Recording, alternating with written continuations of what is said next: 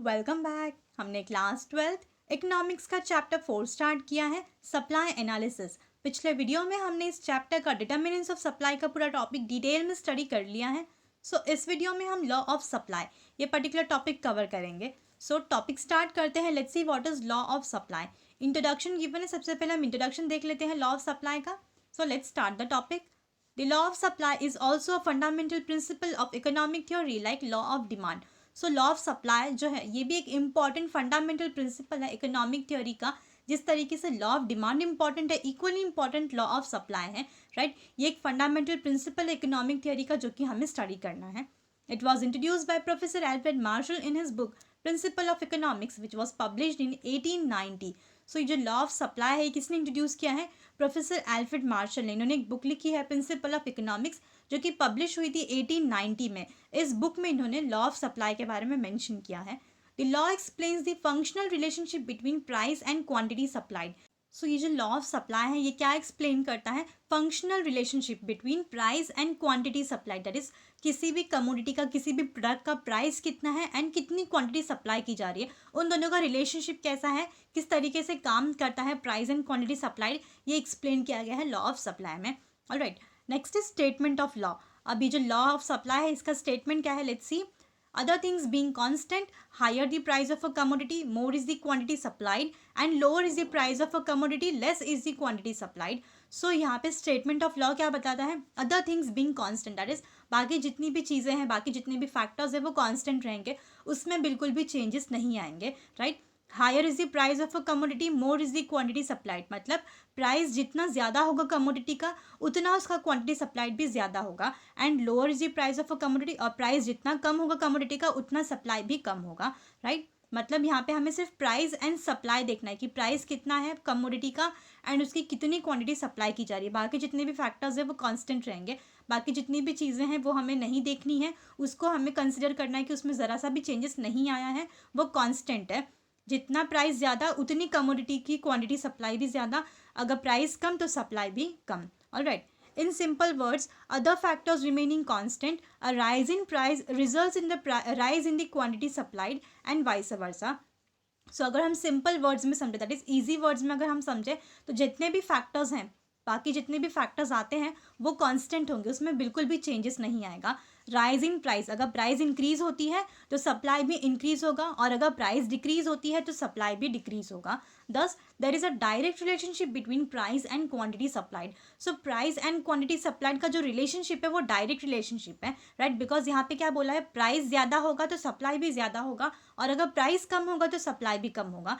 मतलब price and supply जो है वो एक साथ में चलता है, साथ साथ में, राइट। तो इनका रिलेशनशिप कैसा है? डायरेक्ट रिलेशनशिप है। Alright, next is symbolically. अब यहाँ पे जो लॉ ऑफ सप्लाई है उसको किस तरीके से सिम्बॉलिकली रिप्रेजेंट किया जाता है, लिखा जाता है। यहाँ पे गिवन है एस एंड एक्स। तो एस जो है वो है सप्लाई एंड एक्स जो है वो है commodity, is equal to F, that is function of price of commodity. Alright, that is P जो है वो क्या है? Price of a commodity. X क्या है? कमोडिटी। तो पी एक्स क्या है? Price of a commodity. Alright, symbolically इस तरीके से लिखा जाता है S X is equal to F function of price of a commodity. Alright, ये लॉ ऑफ सप्लाई जो है उसको सिम्बॉलिकली इस तरीके से प्रेजेंट किया जाता है। Next is assumptions of the law. अब हम जब लॉ ऑफ सप्लाई स्टडी कर रहे हैं तो जब भी हम लॉ स्टडी करते हैं तो हम कुछ अजम्पशंस जो है वो स्टडी करना होता है, बिकॉज कोई भी लॉ जो है विदाउट अजम्पशंस नहीं है। मतलब हमें ये मानकर चलना होता है कि ये जो सारी चीज़ें हैं वो ऐसी ही हैं, कुछ चीज़ें कांस्टेंट रहती है, कुछ चीज़ें अनचेंज रहती है, ये हमें मानकर चलना है, तो ही जो लॉ है वो काम करेगा। Alright, let's see what are the assumptions of law of supply. The law of supply is based on the following assumptions. ये जो लॉ ऑफ सप्लाई है ये कुछ अजम्पशंस के ऊपर बेस्ड है, निर्धारित है। ऑलराइट, बिकॉज जो लॉ ऑफ सप्लाई है ये कुछ अजम्पशंस के ऊपर बेस्ड है। ऑब्वियसली हमें मानकर चलना है कि कुछ चीज़ें ऐसी ही हैं, उसमें ज़रा सा भी चेंजेस नहीं आएगा, तो ही ये जो लॉ है वो अप्लीकेबल होगा, काम करेगा। Very first point is constant cost of production. That is cost of production का मतलब क्या है? जो सामान बनता है, फैक्ट्री में सामान बन रहा है, कल्टीवेट हो रहा है, तो सामान जो बनता है, कॉस्ट ऑफ प्रोडक्शन जो है उसका खर्चा जो है, राइट, वो कांस्टेंट है। मतलब सामान बनाने का जो खर्च है उसमें ज़रा सा भी चेंजेस नहीं आ रहा है। जितना पहले सामान बनाने में खर्च आता था उतना अभी भी आता है। मतलब सामान बनाने का जो खर्च है, कॉस्ट ऑफ प्रोडक्शन है, वो कांस्टेंट, उसमें चेंजेस नहीं आ रहे हैं। Let's see, it is assume that there is no change in the cost of production. So ये अज्यूम किया गया है, ये मानकर चलना है कि सामान बनाने का जो खर्च है, कॉस्ट ऑफ प्रोडक्शन जो है, उसके अंदर ज़रा से भी चेंजेस नहीं आई है. A change in the cost of production will affect the profit of a seller. Therefore, less quantity will be supplied at the same price. Because अगर कॉस्ट ऑफ प्रोडक्शन के अंदर चेंजेस आएंगे, जो सामान बनाने का खर्च है, अगर वो चेंज होता है, अगर कॉस्ट ऑफ प्रोडक्शन इंक्रीज होगा, खर्चा ज़्यादा होता है सामान बनाने में, तो जो सेलर है, जो सप्लाई कर रहा है प्रोडक्ट, उसकी प्रॉफिट के ऊपर असर होगा, मतलब कि उसका प्रॉफिट कम होगा. अगर प्रॉफिट कम होगा मतलब वो क्या करेगा, कम सामान सप्लाई करेगा, कम क्वांटिटी सप्लाई करेगा. प्राइस तो उतना ही है लेकिन क्वांटिटी कम कर देगा वो. Alright, but law of supply क्या बोलता है कि प्राइस ज़्यादा तो क्वांटिटी सप्लाई भी ज़्यादा. बट यहाँ पे क्या बोल रहे हैं कि अगर कॉस्ट ऑफ प्रोडक्शन के अंदर चेंजेस आते हैं तो प्राइस तो उतना ही रहेगा लेकिन सप्लाई कम हो जाएगा. मतलब लॉ ऑफ सप्लाई के अगेंस्ट जा रहा है. तो हमें ये अजम्पशन करना है, मानकर चलना है कि जो कॉस्ट ऑफ प्रोडक्शन है उसमें ज़रा सी भी चेंजेस नहीं आ रही है, वो कॉन्स्टेंट है. ऑलराइट, ये लॉ को काम करने के लिए, ये लॉ को अप्लीकेबल बनाने के लिए हमें ये अज्यूम करना है, मानकर चलना है कि कॉस्ट ऑफ प्रोडक्शन, सामान बनाने का जो खर्च है वो कांस्टेंट है, उसमें बिल्कुल भी चेंजेस नहीं आए हैं. ऑलराइट, नेक्स्ट अजम्पशन देख लेते हैं. Constant technique of production, that is technique of production जो है वो भी कांस्टेंट है, उसमें भी चेंजेस नहीं आए हैं. It is also assume that technique of production does not change. So ये भी हमें अज्यूम करना है, मानकर चलना है कि टेक्निक ऑफ प्रोडक्शन जो है उसमें भी चेंजेस नहीं आ रहे. टेक्निक ऑफ प्रोडक्शन मतलब जो टेक्नोलॉजी यूज़ की जाती है प्रोडक्शन करने के लिए, जो मशीन्स यूज़ की जाती हैं, जैसे पहले यूज़ कर रहे थे मशीन, वही मशीन अभी भी यूज़ कर रहे हैं. टेक्नोलॉजी जो है, टेक्निक ऑफ प्रोडक्शन जो है, उसमें ज़रा से भी चेंजेस नहीं आए हैं. ये हमें अज्यूम करना है, मानकर चलना है. Improve technology of production may lead to an increase in the production.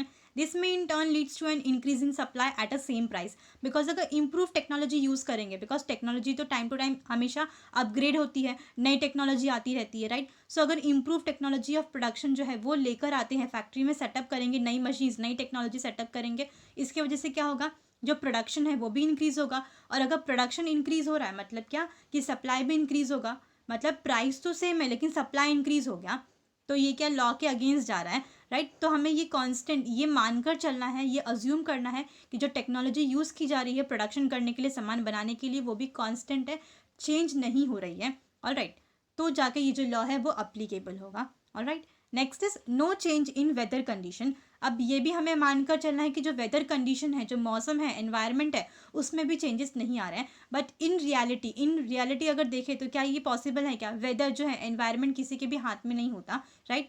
वो अपनी मर्जी से चलता है.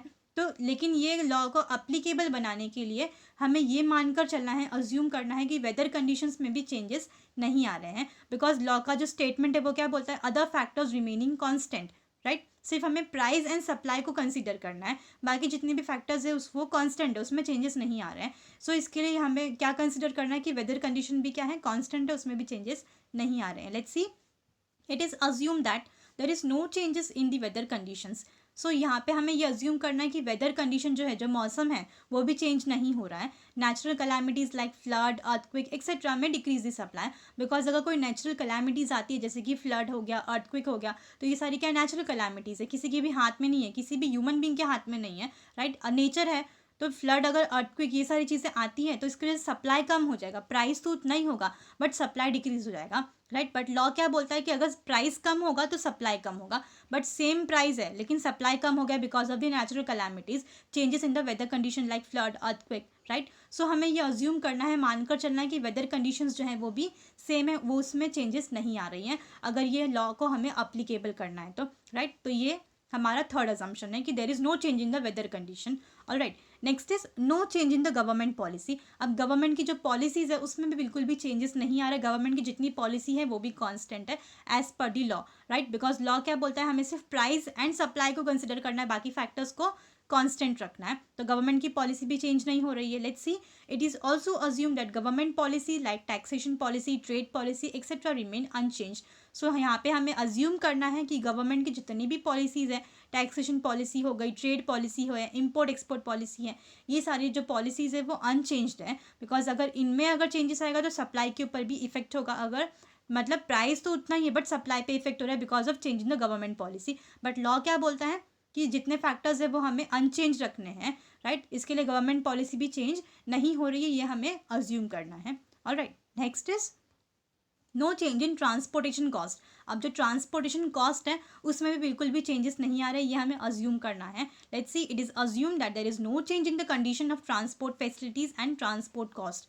सो यहाँ पे ये हमें अज्यूम करना है, मानकर चलना है कि जितनी भी ट्रांसपोर्टेशन फैसिलिटीज़ है, ट्रांसपोर्टेशन कॉस्ट है, उसमें बिल्कुल भी चेंजेस नहीं आए। मतलब ट्रांसपोर्टेशन की जितनी फैसिलिटी है, व्हीकल्स जो हैं, रोड कनेक्टिविटी, ये सारी चीज़ें एकदम प्रॉपर हैं। और जो ट्रांसपोर्टेशन कॉस्ट है, मतलब सामान जो यहाँ से वहाँ सामान लेकर जाता है तो उसका जो खर्च है ट्रांसपोर्टेशन कॉस्ट, उसमें भी चेंजेस नहीं आए हैं। ऑलराइट, बिकॉज अगर इसमें चेंज आता है तो सप्लाई के ऊपर चेंज आएगा, सप्लाई पे चेंज आएगा, इसका मतलब लॉ जो है वो अप्लीकेबल नहीं है। बट लॉ क्या बोलता है, बाकी फैक्टर्स को हमें कांस्टेंट रखना है, राइट। सिर्फ प्राइस एंड सप्लाई हमें यहाँ पे कंसीडर करना है। सो यहाँ पे ट्रांसपोर्टेशन कॉस्ट जो है उसमें भी हमें क्या करना है, कंसिडर करना है कि चेंजेस नहीं हो रहे हैं। एग्जाम्पल है, for example better transport facility increases the supply at a same price. Because अगर ट्रांसपोर्टेशन फैसिलिटी बेटर होगी, फैसिलिटीज़ अच्छी होगी, रोड कनेक्टिविटी अच्छी है, ट्रांसपोर्ट अच्छा है, तो इसकी वजह से सप्लाई इंक्रीज हो जाएगा। मतलब प्राइस तो उतना ही है प्रोडक्ट का, बट सप्लाई इंक्रीज हो गया। ऑलराइट, तो ये जो लॉ है, लॉ के अगेंस्ट में जा रहा है। बट लॉ क्या बोलता है, बाकी फैक्टर्स को हमें कांस्टेंट रखना है, सिर्फ प्राइस एंड सप्लाई देखना है। प्राइस इंक्रीज होगा तो ही सप्लाई इंक्रीज होगा, प्राइस डिक्रीज होगा तो सप्लाई भी डिक्रीज होगा। Because as per the law supply and जो प्राइस है वो डायरेक्ट रिलेशनशिप है उन दोनों का। ऑलराइट, बट यहाँ पे सेम प्राइस के ऊपर जो सप्लाई है वो इंक्रीज हो रहा है, प्राइस नहीं चेंज हो रहा है, बट सप्लाई इंक्रीज हो रहा है because of better transport facility. तो हमें ये मानकर चलना है कि ट्रांसपोर्टेशन कॉस्ट और ट्रांसपोर्टेशन फैसिलिटी जो है उसमें भी चेंजेस नहीं आ रहे हैं, वो कांस्टेंट है। Alright, next is prices of other goods remain constant. जितने भी बाकी गुड्स है, बाकी जितना भी सामान है वो भी कांस्टेंट है, उसके प्राइसेस जो हैं वो भी कांस्टेंट है, वो चेंज नहीं हो रहे हैं। But in reality, in fact अगर देखें तो ऐसा नहीं होता है। बाकी सारे जो प्रोडक्ट हैं उसकी प्राइसेस जो हैं वो चेंज होती रहती है। बट लॉ के लिए हमको ये अज्यूम करना है कि बाकी सारे जो गुड्स हैं उनकी प्राइस चेंज नहीं हो रही हैं। Prices of the other goods are assumed to remain constant. If they change, the law of supply may not hold true because producer may transfer resources to the other products. So यहाँ पे ये मानकर चलना है कि बाकी जितना भी गुड्स है, बाकी जितना भी प्रोडक्ट है, उनकी जो प्राइजेस है वो कांस्टेंट है। मतलब बाकी सामानों की जो प्राइजेस है वो चेंज नहीं हो रही है। बिकॉज अगर बाकी जो गुड्स हैं, जैसे कि दूसरे गुड्स सिमिलर जो गुड्स होते हैं, बाकी जितना भी प्रोडक्ट है, कोल्ड ड्रिंक में बहुत सारी वैरायटीज़ होती है, राइट। एग्जाम्पल अगर लेते हैं, कोल्ड ड्रिंक की बहुत सारी वैरायटी है। एक अगर ब्रांड ने प्राइस अगर अपनी कम कर दी तो दूसरी के ऊपर भी वो उसका इफेक्ट आता है, दूसरे की सप्लाई के ऊपर इफेक्ट आता है, राइट। तो दूसरा जो सप्लायर है वो भी क्या कर देगा, चेंजेस अप्लीकेबल उसको करना पड़ेगा, राइट। तो यहाँ पे क्या हमें अज्यूम करना है, मानकर चलना है कि जितने भी प्रोडक्ट हैं उनकी प्राइजेस जो है वो सेम है, कांस्टेंट है, वो चेंज नहीं हो रही है। बिकॉज अगर प्राइस अगर चेंज होती है तो लॉ ऑफ सप्लाई जो है वो ट्रू साबित नहीं होता। बिकॉज प्रोड्यूसर क्या करेगा, उसके जितने भी रिसोर्सेज है वो ट्रांसफ़र कर देगा दूसरे किसी प्रोडक्ट में। ऑब्वियसली जो रिसोर्सेज होता है उसका बहुत सारा अलग अलग यूज़ होता है, तो वो किसी दूसरे प्रोडक्ट के अंदर उसको ट्रांसफ़र कर देगा, राइट। सो ये जो लॉ है वो अप्लीकेबल नहीं होगा। सो लॉ को अप्लीकेबल करने के लिए, लॉ को सही साबित करने के लिए हमें ये मानकर चलना है, अज्यूम करना है कि बाकी जितने भी गुड्स हैं उनका जो प्राइस है वो कांस्टेंट है, उसका प्राइस जो है वो चेंज नहीं हो रहा है। Because as per the law of supply we only have to consider price and quantity supplied, right. यहाँ पे हमें सिर्फ प्राइस एंड क्वांटिटी सप्लाइड जो है उन दोनों का रिलेशनशिप देखना है, बाकी फैक्टर्स जो हैं वो कांस्टेंट रहेंगे। तो हमें ये भी मानकर चलना है कि बाकी प्राइजेस जो हैं, बाकी गुड्स के प्राइजेस वो भी कांस्टेंट है। Alright, next is no future expectations. So यहाँ पे देखना है कि फ्यूचर का जो एक्सपेक्टेशन है वो नहीं हो रहा है। मतलब फ्यूचर में प्राइस कम है, ज़्यादा है, ऐसा कोई एक्सपेक्टेशन नहीं कर रहा है। जो सेलर है वो एक्सपेक्ट नहीं कर रहे फ्यूचर में प्राइस कम है, वो सिर्फ प्रेजेंट का देख रहे हैं। ये हमें मानकर चलना है, बट इन रियलिटी ऐसा नहीं होता। बट लॉ को सही साबित करने के लिए, लॉ को अप्लीकेबल बनाने के लिए हमें ये अज्यूम करना है, मानकर चलना है कि there is no future expectation. जो प्रोड्यूसर हैं, जो सेलर जो है सामान बनाते हैं, वो फ्यूचर का एक्सपेक्टेशन नहीं करते, right? Let's see, the law also assumes that the seller do not expect future changes in the price of the product. So ये जो लॉ है वो क्या अज्यूम कर रहा है, क्या मानकर चलना है हमें यहाँ पर कि there is no future expectations. मतलब जो सेलर है, जो सामान सेल करते हैं, सप्लाई करते हैं, वो फ्यूचर एक्सपेक्टेशन नहीं कर रहे हैं कि फ्यूचर में प्राइस कम हो रही है कि ज़्यादा हो रही है प्रोडक्ट की, वो सिर्फ प्रेजेंट का देख रहे हैं। बिकॉज अगर वो फ्यूचर में ये एक्सपेक्ट करेंगे कि फ्यूचर में प्राइस जो है वो इंक्रीज़ होने वाली है, राइट, तो फिर वो एट प्रेजेंट सप्लाई क्या कर देंगे, कम कर देंगे, राइट। प्राइस में चेंज नहीं हो रहा है बिकॉज, बट फिर भी वो सप्लाई प्रेजेंट का वो सप्लाई क्या कर रहे हैं, डिक्रीज कर दे रहे हैं। बिकॉज वो फ्यूचर एक्सपेक्टेशन करे कि फ्यूचर में प्राइस इंक्रीज होगा तब हम ज़्यादा सेल करेंगे, तब हम ज़्यादा सप्लाई करेंगे। तो प्रेजेंट के सप्लाई के ऊपर चेंजेस तो आ रही हैं, राइट। सो यहाँ पे हमें क्या कंसिडर करना है, क्या अज्यूम करना है कि फ्यूचर एक्सपेक्टेशंस नहीं हो रही। जो सप्लायर हैं, जो सेलर हैं, वो फ्यूचर एक्सपेक्टेशन नहीं कर रहे, प्रेडिक्ट नहीं कर रहे कि फ्यूचर में क्या होगा, वो सिर्फ प्रेजेंट का दिख रहे हैं, right. Because law of supply क्या बोलता है कि बाकी जितने भी फैक्टर्स हैं, other factors remaining constant, right, other things remaining constant, बाकी सारी चीज़ें हमें कांस्टेंट रखनी है। कुछ चीज़ें जितने भी फैक्टर्स है वो हमें चेंजेस नहीं होंगे, वो हमें सेम रखने हैं। सिर्फ हमें क्या कंसिडर करना है, price and quantity supplied of a commodity, right. तो किसी भी प्रोडक्ट का, किसी भी कमोडिटी का प्राइस जो है, अगर वो इंक्रीज होता है तो सप्लाई इंक्रीज होगा, प्राइस कम होगा तो सप्लाई भी कम होगा, बाकी फैक्टर्स कांस्टेंट रहेंगे। इसके लिए हमें ये सारे जितने भी हमने पॉइंट्स देखे, अजम्पशंस देखे, वो उसके अंदर हमें क्या देखना है, ये सारे जो पॉइंट्स है, फैक्टर्स है, वो कांस्टेंट है। Alright, next is law of supply is explain with the help of following schedule and diagram. So यहाँ पे जो लॉ ऑफ सप्लाई है ये एक्सप्लेन क्या है, with the help of following schedule and diagram. That is यहाँ पे ये जो टेबल है, सप्लाई शेड्यूल, राइट, ये एक्सप्लेन करता है लॉ ऑफ सप्लाई को। तो let's see, supply schedule given है यहाँ पे। फर्स्ट कॉलम में price of commodity X and second column में supply of commodity X. That is पहले कॉलम के अंदर प्राइस गिवन है कमोडिटी का, दूसरे कॉलम में बताया गया है कि कितना सप्लाई किया जा रहा है। ऑलराइट, तो वेरी फर्स्ट क्या है, 10 रुपीज़ प्राइस है, तो सप्लाई कितना क्या है, 100 केजीज। जब प्राइस इंक्रीज होता है 20 रुपीज़ तो सप्लाई 200 केजीज हो गया। जब प्राइस और इंक्रीज हो रहा है 30 रुपीज़ तो सप्लाई जो है वो और इंक्रीज हो गया 300 केजीज। प्राइस 40 हुआ, सप्लाई जो है वो इंक्रीज होकर 400 केजीज हो गया। प्राइस 50 रुपीज़ हुआ मैक्सिमम, तो सप्लाई भी मैक्सिमम हुआ 500 केजीज। मतलब क्या बता रहा है, जैसे जैसे प्राइस इंक्रीज हो रहा है वैसे वैसे सप्लाई ऑफ कमोडिटी भी इंक्रीज हो रहा है। मतलब प्राइस इंक्रीज तो सप्लाई इंक्रीज, प्राइस जैसे कम है तो सप्लाई भी कम है, राइट। तो इसी टेबल का नीचे एक्सप्लेनेशन गिवन है। Let's C, table 4.3 explains the direct relationship between price and quantity of a commodity supplied. So obviously जो टेबल है वो क्या एक्सप्लेन करता है कि price and quantity supplied of a commodity का जो रिलेशनशिप है वो कैसा है, डायरेक्ट। मतलब प्राइस ज़्यादा तो सप्लाई ज़्यादा, प्राइस कम तो सप्लाई कम। ऑलराइट, क्योंकि लॉ ऑफ सप्लाई क्या बोलता है, there is a direct relationship between price and quantity supplied of a commodity, right. So यहाँ पे भी हम देख सकते हैं कि प्राइस और जो क्वांटिटी सप्लाइड है उन दोनों का रिलेशनशिप कैसा है, डायरेक्ट है। When price rises from 10 to 20, 30 to 40 and 50, the supply also rises from 100 to 200, 300, 400 and 500 units, right. So यहाँ पे हम देख सकते हैं कि प्राइस जो था जब 10 रुपीज़ था तो 20 हुआ, 20 से 30, 30 से 40 एंड 50, मतलब प्राइस धीरे धीरे इंक्रीज होते गया, राइट। और सप्लाई भी इस तरीके से धीरे धीरे इंक्रीज होते गया। मतलब पहले 100 था, फिर 200, फिर 300, 400 एंड देन 500 हुआ, राइट। मतलब जैसे जैसे प्राइस इंक्रीज हो रहा है वैसे वैसे सप्लाई भी इंक्रीज हो रहा है। मतलब प्राइस एंड सप्लाई का जो रिलेशनशिप है वो कैसा है, डायरेक्ट रिलेशनशिप है, as per the law. Obviously law भी यही बोलता है कि प्राइस एंड सप्लाई का जो रिलेशनशिप है वो डायरेक्ट रिलेशनशिप है। Alright, it means, that is, आगे देख लेते हैं। It means when price rises, supply also rises, and when price falls, supply also falls. So इसका मतलब क्या है, जैसे जैसे प्राइस इंक्रीज होगा सप्लाई भी इंक्रीज होगा, और प्राइस अगर कम होगा तो सप्लाई भी कम होगा। Thus there is a direct relationship between price and quantity supplied, which is shown in the following figure. So ये बताता है कि प्राइस एंड क्वांटिटी सप्लाइड का जो रिलेशनशिप है वो डायरेक्ट है, जो कि हम अभी ये जो पर्टिकुलर ग्राफ है इसमें भी हम देख सकते हैं, राइट। जो हमने टेबल देखा, टेबल के फॉर्मेट में हमने देखा, शेड्यूल के फॉर्मेट में जो हमने समझा, अभी उसी को हम ग्राफ के फॉर्मेट में समझेंगे, राइट। तो यहाँ पे जो है ये सप्लाई कर्व है।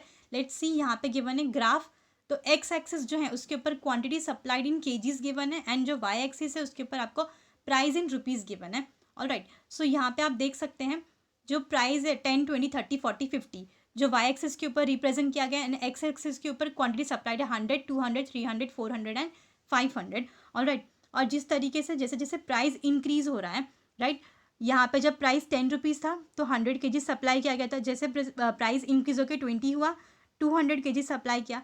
प्राइस 30 हुआ तो 300 केजीज, प्राइस 40 हुआ तो 400, एंड जब प्राइस मैक्सिमम हुआ 50 तो 500 केजीज। इसका मतलब क्या बताया, प्राइस एंड सप्लाई का जो रिलेशनशिप है वो कैसा है, डायरेक्ट। मतलब एरो कैसे जा रही है, ऊपर की तरफ जा रही है, ऐसे ऊपर की तरफ एरो जा रही है। ऑलराइट, तो ये ऊपर की तरफ जा रही है। सप्लाई कर्व जो है इसको हम क्या बोलते हैं, सप्लाई कर्व।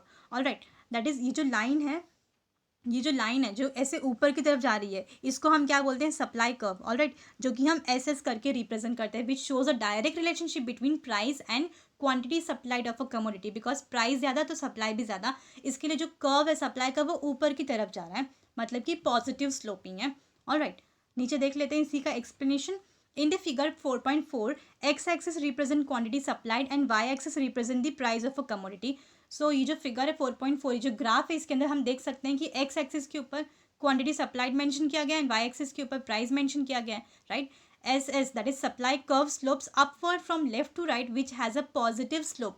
तो ये जो सप्लाई कर्व है जिसको हम एस एस करके लिखते हैं, रिप्रेजेंट करते हैं, वो ऊपर की तरफ जा रहा है, राइट। अपवर्ड स्लोपिंग हो रहा है from left to right, right. Positive slope इसको बोलते हैं, जब ऊपर की तरफ जा रहा है मतलब स्लोप कैसा है, पॉजिटिव स्लोपिंग है। It indicates a direct relationship between price and quantity supplied. तो ये क्या इंडिकेट कर रहा है कि प्राइस एंड क्वांटिटी सप्लाइड का जो रिलेशनशिप है वो डायरेक्ट रिलेशनशिप है, बिकॉज साथ साथ में चल रहा है, प्राइस और सप्लाई जो है वो साथ में चल रहा है। प्राइस इंक्रीज तो सप्लाई भी इंक्रीज, प्राइस डिक्रीज तो सप्लाई भी डिक्रीज, ऑलराइट। मतलब दोनों का रिलेशनशिप कैसा है, डायरेक्ट। और स्लोप किस तरीके से जा रहा है, सप्लाई कर्व जो है वो हमेशा ऊपर की तरफ जाता है, left to right upward sloping होता है जिसको हम बोलते हैं पॉजिटिव स्लोप, ऑलराइट। तो आपको हमेशा ये ध्यान में रखना है कि सप्लाई कर्व जब भी आप बनाते हो तो उसके अंदर जो सप्लाई कर्व है वो ऊपर की तरफ जाता है और डिमांड कर्व जो है वो हमेशा नीचे की तरफ जाता है, नेगेटिव स्लोपिंग होती है, ऑलराइट। तो ये डिफरेंस है, ऑलराइट। तो हमेशा ये याद रखना है कि सप्लाई कर्व ऊपर की तरफ जाता है और डिमांड कर्व नीचे की तरफ जाता है, ऑलराइट। सो ये है law of supply, alright. So यहाँ पे स्टॉप करते हैं। नेक्स्ट टॉपिक है हमारा exemptions to law of supply, ये हम नेक्स्ट वाली वीडियो में कवर अप कर लेंगे, ऑलराइट। सो इस वीडियो में यहाँ तक के लिए स्टॉप करते हैं। इस वीडियो में हमने लॉ ऑफ सप्लाई जो है वो पूरा टॉपिक डिटेल में स्टडी किया, जिसमें हमने लॉ ऑफ सप्लाई क्या है उसका इंट्रोडक्शन देख लिया, देन हमने उसका पूरा का पूरा स्टेटमेंट ऑफ लॉ समझा, अजम्पशन समझे कि लॉ ऑफ सप्लाई की क्या क्या अजम्पशंस हैं, एंड लॉ ऑफ सप्लाई जो है उसका हमने टेबल के फॉर्मेट में भी स्टडी किया एंड उसका डायग्राम भी हमने देख लिया, ऑलराइट। सो आई होप आपको पूरा का पूरा जो टॉपिक था लॉ ऑफ सप्लाई का, इस वीडियो का जो पूरा टॉपिक था वो समझ में आया होगा। नेक्स्ट टॉपिक जो है वो हमारा exemptions to law of supply है, ये हम नेक्स्ट वाले वीडियो में कवर अप कर लेंगे, alright. So thank you for your time.